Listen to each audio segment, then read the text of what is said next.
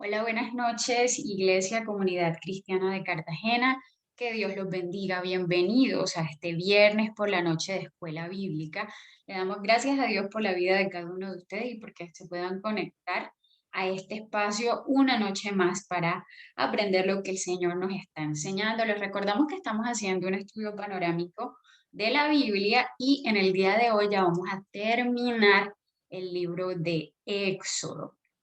Y bueno, recordando que estas explicaciones que estamos haciendo las estamos basando en los comentarios hechos en un módulo que tiene el Instituto Bíblico MINS, en algunos comentarios del hermano Arceus Sproul y obviamente en lo que dice nuestro texto sagrado, que es la Biblia, la palabra del Señor. Entonces, vamos a orar para empezar. Bendito Dios que estás en los cielos, gracias por este día, por esta semana, por esta noche, por todo lo que nos has permitido, Dios, y porque hasta aquí nos has traído, Señor. Gracias por Jesús, gracias por su obra redentora, Señor. Gracias por el perdón de pecados, Señor. Gracias por librarnos, Señor, del pecado, Señor, de la maldad, Señor, del lago, Señor, de fuego eterno al que estábamos condenados, Señor, por nuestras acciones. Dios, yo te pido que cada día seas quebrantando más nuestro corazón, convenciendo, Señor, nuestros espíritus, nuestras almas, Dios, para buscar esa santidad sin la que nadie verá a Dios, Señor. Bendice a mi hermano que está del otro lado de la pantalla, Dios, y que este tiempo sea de bendición para todos, Padre, en Cristo Jesús. Amén. Muy bien, entonces vamos a compartir pantalla para empezar. Un momentico. Listo. Muy bien, entonces en las dos entregas anteriores estuvimos viendo el libro de Éxodo, la primera parte, hablamos de la Pascua haciendo referencia a la salvación. En la segunda parte hablamos de la entrega de la ley y en el día de hoy vamos a hablar sobre el tabernáculo, las provisiones necesarias para la adoración de Dios, que eso está en el capítulo de entre el 25 y el 40 del libro del Éxodo. Entonces Dios establece las provisiones para su adoración. Entonces, la última parte del Éxodo, que es la que estamos estudiando hoy, eh, es la que define la relación íntima entre Israel con su Dios. Entonces, el tabernáculo representaba la culminación de la obra de Dios y en esta etapa de su plan. Entonces es la elección, la salvación, la organización y la ocupación. Entonces la salvación verdadera, mis hermanos, no es nada más que vivir en comunión con Dios. Y lo que Dios le daba a Israel con su presencia a través del tabernáculo, que es lo que vamos a hablar hoy, era una pequeña prueba de la comunión venidera, cumpliendo el Señor con sus promesas. Entonces, en el Nuevo Testamento, mis hermanos, en el Evangelio de Juan, cuando nosotros empezamos a leer el capítulo 1, nos vamos a dar cuenta que él empieza con las conocidas palabras del prólogo que dice, en el principio era el verbo y el verbo era Dios y el verbo estaba con Dios. Y sigue diciendo más cosas en los versículos que siguen, pero el prólogo llega a una conclusión más adelante cuando Juan dice, y el verbo se hizo carne y habitó entre nosotros lleno de gracia y de verdad. Esta frase, el verbo se hizo carne, se refiere al gran misterio de la encarnación. Pero cuando Juan describe ese acontecimiento de la encarnación, dice que el verbo se hizo carne y habitó entre nosotros. Esta es pues una traducción de lo que tenemos hoy día de la Biblia, pero si revisáramos versiones más antiguas, vamos a encontrar que las palabras que se usan son que el verbo se hizo carne y asentó su tienda entre nosotros. Entonces, les decía que cuando nosotros vemos el libro de Éxodo, vemos tres grandes temas de importancia para nosotros poder entender la historia redentora. De eso va el libro de Éxodo. Entonces, el Éxodo mismo, con la celebración de la Pascua, que es el primer evento que vemos, segundo, la promulgación de la ley, que fue la que vimos el viernes anterior, y en tercer lugar, el establecimiento de la casa de Dios o la tienda de reunión del tabernáculo. Entonces, Éxodo en su capítulo 25, en el versículo del 1 al 9, empieza con el Señor indicando cómo iba a ser, digamos, el tema es La ofrenda para el tabernáculo. Dice, Jehová habló a Moisés diciendo, di a los hijos de Israel que tomen para mí ofrenda. De todo varón que la diere de su voluntad de corazón, tomaréis mi ofrenda. Dice versículo 3, esta es la ofrenda que tomaréis de ellos: oro, plata, cobre, azul, púrpura, carmesí, lino fino, pelo de cabras, pieles de carneros teñidas de rojo, pieles de tejones, madera de acacia, aceite para el alumbrado, especias para el aceite de la unción y para el incienso aromático, piedras de ónice y piedras de engaste para el efod y para el pectoral.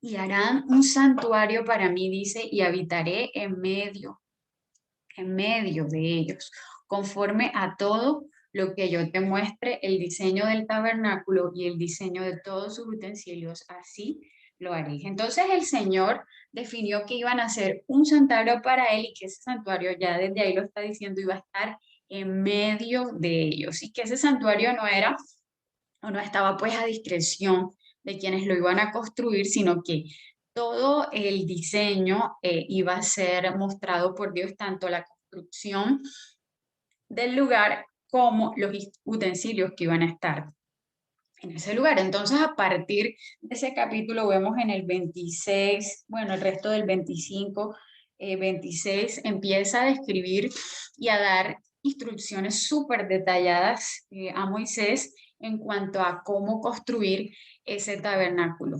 En el Antiguo Testamento, es un momento muy decisivo en el desarrollo de la religión judía, porque anterior al tabernáculo recordemos que no había un santuario central firmemente establecido pues para el pueblo de Dios. Si nos remontamos al periodo patriarcal, sabemos que está enmarcado pues por momentos importantes o por momentos significativos de adoración, porque cada vez que ocurría algo importante en la vida de estas personas, ellos respondían con adoración a Dios ofreciendo sacrificios o con la construcción de altares. Entonces, si nosotros revisamos este periodo patriarcal, vamos a ver que, por ejemplo, Noé, después que salió del arca, cuando bajaron las aguas del diluvio y disminuyeron, pues, digamos, en la tierra se secó, expresó su gratitud como construyendo un altar. Altar también construyó Abraham, Isaac y Jacob, pues también después de luchar con el ángel y tener esa visión de la escalera que llegaba hasta el cielo ahí en Betel, se dice que, dice la Biblia que tomó una piedra, que la ungió y pues marcó ese lugar y dijo en ese momento, esto es casa de Dios, puerta del cielo. Recordamos pues esos eventos. Entonces, lo que es significativo, mis hermanos, de estos incidentes es que vemos de alguna manera la sacralización del tiempo y del espacio. Recordaremos que en la Pascua Dios dijo, quiero que recuerdes este día para siempre. Y de esa manera Dios tomó días ordinarios de ese periodo y los hizo sagrados mediante el memorial de la Pascua. Entonces, de la misma manera, vemos en el Antiguo Testamento con frecuencia ejemplos donde se consagraron lugares o donde cosas se apartaron para algo sagrado. ¿Recuerdan cuando Dios se le aparece a Moisés en la zarza ardiente y le dice, quítate las sandalias porque este lugar que pisas es santo? Ahora, es importante que nosotros tengamos en cuenta que en esta fe bíblica el dominio de Dios, o sea, en nuestra fe cristiana, el dominio de Dios está sobre toda la tierra. Dios no solo domina sobre lugares donde estuvo, no, el dominio de Dios está sobre toda la tierra. Dios es el Dios de toda la tierra y su presencia es ubicua, Él está en absolutamente todos lados. Nuestro Dios es omnipresente. De modo que no hay un lugar donde el Señor no esté. Por eso el salmista lo decía, ¿de dónde huiré de tu espíritu? ¿A dónde me iré de tu presencia? Eso está ahí en el Salmo 139. Esa es la idea de la presencia universal de Dios y esto tiene pues raíces profundas en el Antiguo Testamento.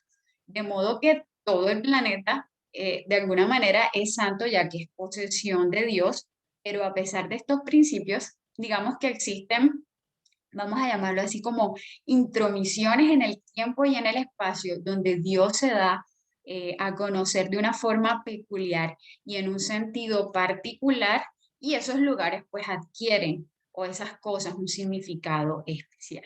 Entonces les decía que durante el periodo patriarcal, cuando Dios se iba a reunir con su pueblo en un lugar, a ese lugar donde llegaba, pues ese lugar era considerado como un lugar sagrado. Y aún, pues si nosotros vemos, hoy nos referimos a Palestina como Tierra Santa, y pues las personas hacen viajes para estar en los lugares donde el Señor estuvo y nos llegamos a impresionar, aunque sabemos que al final es una tierra común y corriente, pues es santificada de alguna manera por la visitación del Señor. Entonces, ahora, todo el propósito de la creación del tabernáculo, mis hermanos, era ilustrar a Israel la promesa que Dios le hace, que yo estaré contigo. Él había prometido esto a Abraham, también se lo prometió a Isaac en Génesis 26:3 y a Jacob en el mismo Génesis capítulo 28, versículo 15, nunca te dejaré ni te desampararé. Si nosotros recordamos cuando Cristo vino al mundo, Él es llamado Emanuel, que significa que Dios con nosotros. Y si remontamos ahora a la manera en que la presencia de Dios se marcó y se simbolizó exteriormente en la experiencia, digamos, en el desierto del Antiguo Testamento, pues la manera que lo hizo es a través de la construcción del tabernáculo, como la tienda de reunión o el lugar donde Dios dice que vendría y estaría con su pueblo. Por eso Dios le ordena a Moisés pues que construya, digamos, esta impresionante estructura. Pues bien, Israel el tabernáculo, perdón, era una tienda y la razón por la cual era una tienda pues es muy sencilla. En ese momento el pueblo de Israel aún no se había establecido en la tierra prometida, digamos que aún estaba en su transición o en su peregrinación hacia la tierra prometida. Entonces era un pueblo seminómada que iba de un lugar a otro en el desierto, pero el punto es que la idea era que donde ellos estuvieran, Dios también iba a ir con ellos y era Dios quien los iba a llevar y quien les prometía estar con ellos. Entonces el pueblo estaba viviendo en tiendas y pues se le mandó a construir una tienda para Dios. Entonces, cada vez que el pueblo tenía que trasladarse de un punto A un punto B, eh, y pues iba a permanecer en ese sitio, pues la idea era que la tienda, o sea, el tabernáculo iba a estar en el centro y las demás tiendas iban a estar alrededor. Entonces estaban organizadas las tribus en una forma en particular y la tienda de reunión iba a estar en el centro y era pues en ese punto la casa de Dios. Entonces, la pregunta, ¿por qué la tienda o el tabernáculo debía estar en el centro? Pues lo primero es que esto indicaba el recordatorio visible de la promesa de Dios de estar en medio de su pueblo. Ese es la primer y más importante significado de pues la ubicación del tabernáculo cuando el pueblo se reunía. El segundo significado es que Israel, mis hermanos, no era pues el único pueblo o la única nación seminómada de la antigüedad. La mayoría de las naciones semitas de ese tiempo eran nómadas y pastoreaban y recorrían muchas regiones desérticas y otras naciones tenían asentamientos permanentes, pero a menudo marchaban para lograr conquistas militares y pues la costumbre es que cuando esas naciones se movían lo hacían en tiendas, pero la tienda central del campamento estaba siempre ocupada en estas tiendas por el rey. Ese era el centro, era el lugar destinado para el rey. Y el simbolismo en este caso del tabernáculo es que en el caso del pueblo judío, ellos no tenían otro rey sino el Señor. Y además que no era un rey que estaba distante o remoto, sino que era un rey que estaba cercano y habitaba en medio de su pueblo. Esas eran las dos razones por las cuales el tabernáculo, perdón, debía estar en el centro del campamento. Entonces, ahora vamos a ver, pues, parte de la estructura. Concéntrense, por favor, más, pues, en los dibujos que en lo que dice.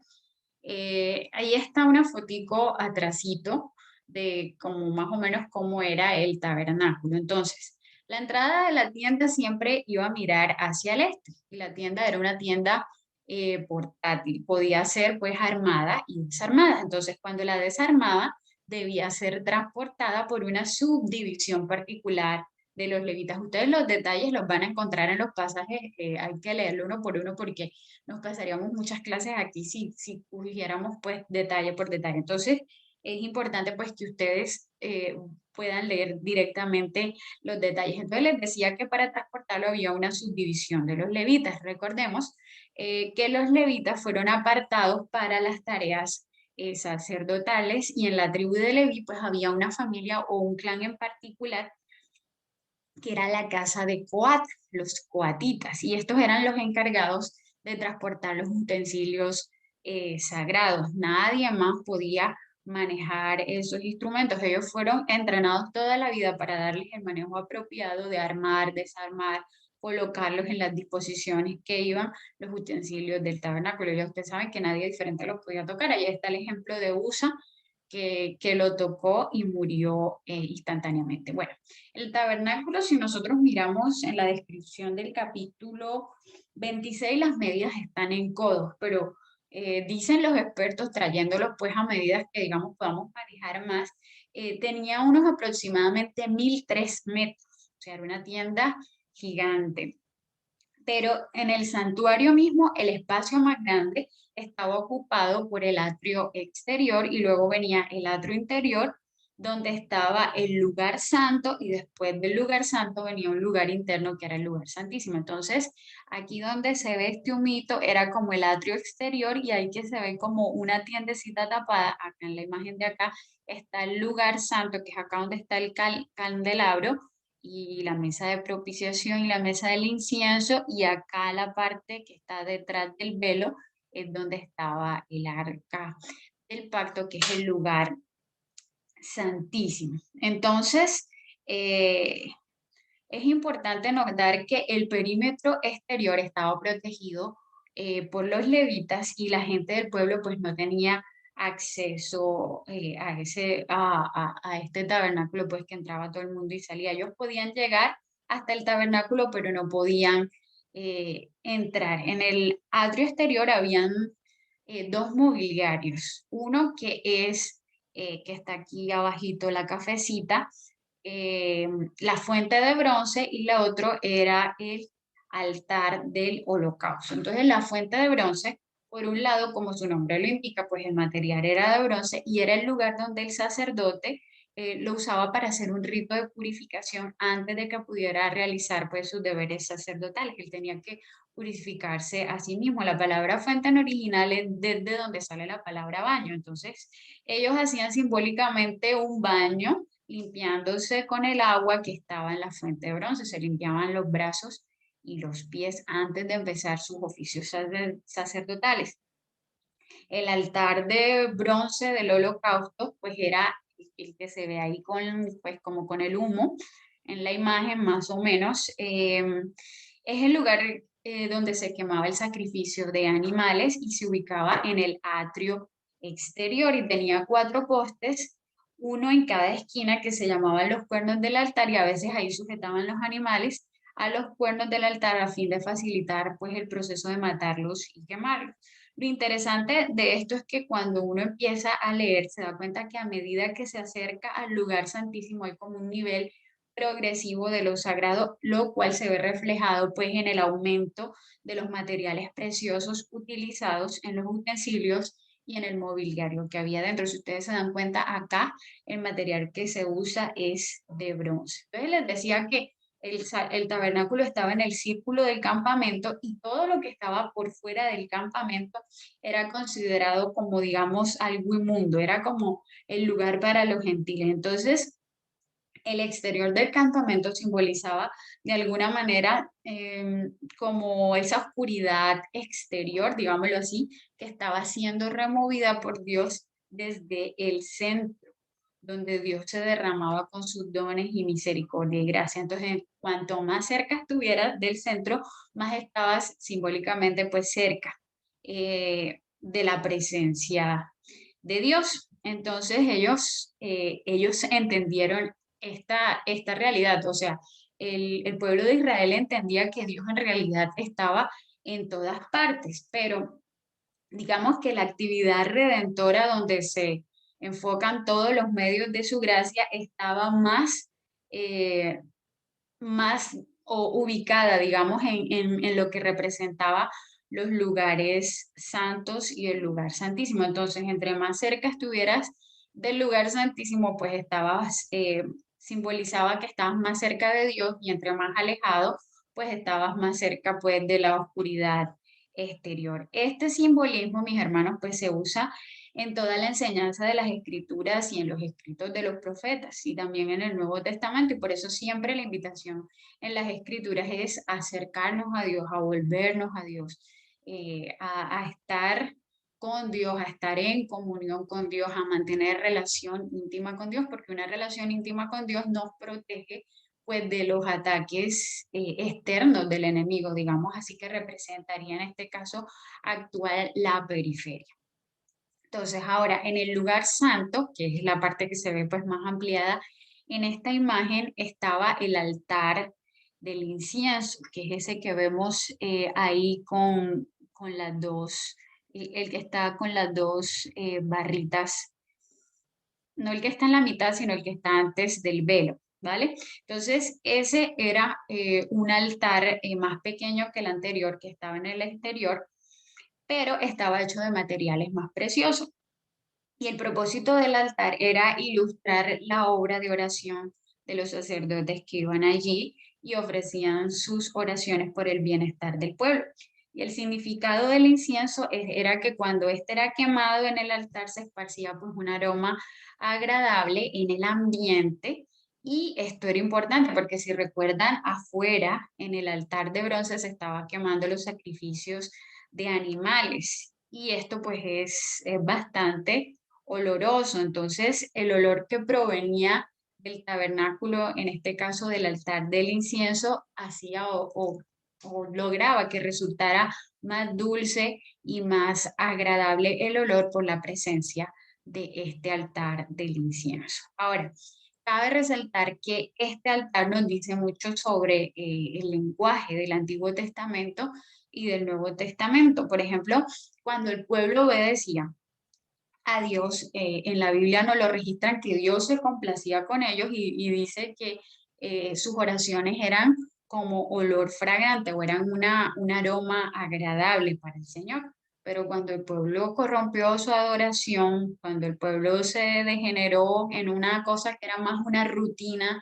que una entrega realmente de corazón, mira que la Biblia dice, su corazón está lejos de mí, de labios me adoran, cuando se volvió en eso, las palabras del Señor cambian, como lo vemos en Amós capítulo 5 versículo 21 y siguiente, dice que el Señor les dijo, desprecio vuestras fiestas, no me agradan las asambleas solemnes y sus sacrificios me son abominación, son un hedor en mi nariz. Entonces, es importante pues como el simbolismo también de este altar del incienso. Ahora, si nosotros analizamos en el Nuevo Testamento, la obra de Cristo se describe como un aroma dulce y fragante, ya que el Señor no solo cumplió, el Señor Jesús no solo cumplió lo que dice la Escritura, sino que en un sentido real, cada una de las partes del Señor representaba este tabernáculo. Si nosotros miramos al Señor Jesús es comparado con la luz del mundo y está representado pues ahí en el candelabro, o también se llama para los judíos el menorá. También dice que el Señor es el pan de vida, que está representado con el altar, ese se llama la mesa para el pan y la propiciación. Y en ese se encontraban 12 hogazas de pan, representando pues una hogaza por cada tribu de Israel y pues representa pues la provisión de Dios para el pueblo en sus necesidades. También la fuente que está afuera, que es la fuente de cobre, el Señor Jesús es la fuente de nuestra regeneración, fuente de vida eterna. Él es quien limpia a su pueblo de todos sus pecados. También el Señor ha sido quien se ha sacrificado por ellos. Toda la obra de Cristo, vamos a poderla ver de una forma u otra representada con el candelabro, la mesa de la propiciación, el altar del incienso, el altar para el sacrificio con la fuente. Entonces, y por último, eh, y lo más importante, nada como esto, mis hermanos, y es lo que sucede en el lugar santísimo, que es esta parte que está detrás de esas dos columnas y de ese velito que se quiso pues representar en la figura.